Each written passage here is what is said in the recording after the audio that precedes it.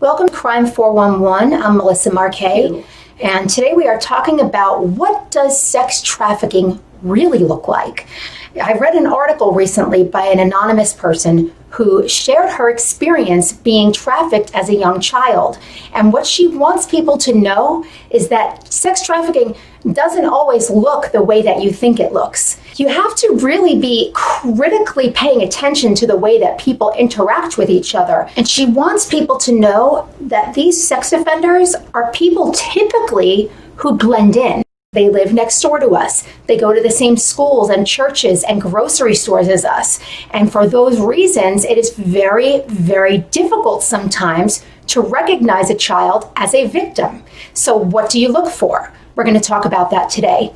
Most of us can't imagine harming any child, let alone our own children. But there are many parents who are suffering with addiction. And these parents are literally selling and trading their children for drugs. And that story that I read was about just that. The anonymous author said that when she was a child, her father would take her to Disney, and he would tell her to go stay in the bathroom in one of the stalls and to wait there until somebody came to get her.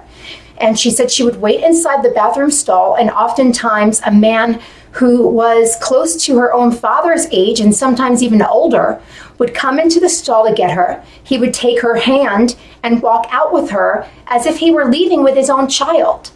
And 3 hours later would bring her back after she had been raped and have her stand in that same stall until her father came back to get her, in which case the father would come, get the little girl and take her hand again and leave with her as if nothing had happened. And people had no idea what was going on. And what's even worse is that she didn't even know until she was older that she was the victim of something awful, because this was just her life. This was normal for her. So what do you look for? What do you look for in children if you're looking for signs of sexual abuse or sex trafficking? Well, there are certainly a lot of things that you can look for. You may see a student who was getting A's and B's and suddenly they start failing all of their classes or falling behind, performing under their grade level.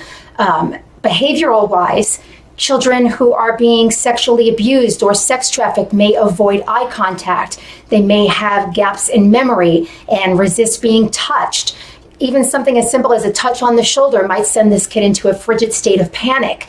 Obviously, physical signs of bruises, scars, if they appear malnourished or show signs of drug or alcohol addiction.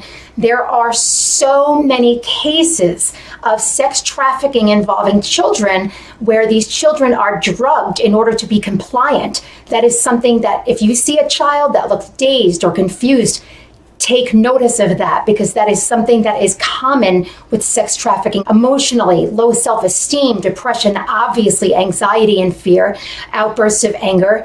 And of course, if they have a much older partner, you may see a 12-year-old girl, for example, who is dating a 17-year-old boy. That is a sign. If they have a unstable home environment, an abusive home environment, which you may or may not know, but if you have reason to believe that, call it in. If they have an online profile that is sexual in nature, all of these things can insinuate that there is sexual abuse or sex trafficking taking place within the family. And the truth is, right now, we need to be even more hypervigilant to what's going on, because children, a majority of children, about 50% right now, are not in school, which means they are home and they don't have anyone to talk to, anyone to tell them something is wrong. They don't have people to sit down at school and notice that maybe something is not right at home and ask them questions. So when we are out in a shopping center, if we are out in a mall, if we are out in a grocery store or on a flight, we need to be super hyper vigilant to what we're looking at. I have a friend who's much older, and his daughter is a very, very young girl. He had gotten married for the second or third time later in his life, and his wife is Filipino, beautiful woman, and they have 2 daughters together.